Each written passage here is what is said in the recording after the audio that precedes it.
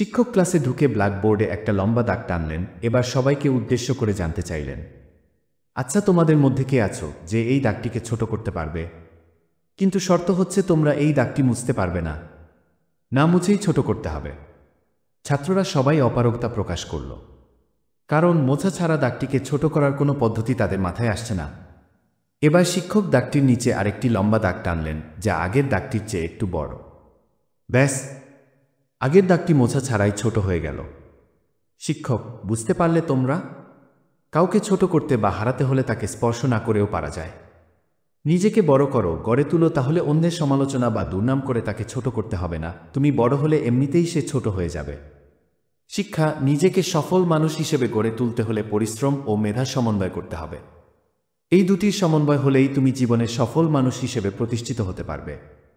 আর পরিশ্রম ও মেধার সমন্বয় করতে হলে অবশ্যই তোমাকে মহান আল্লাহর উপর প্রবল আস্থা রাখতেই হবে। হে আল্লাহ, তুমি সবাইকে সঠিক জ্ঞান দান করো। আমিন।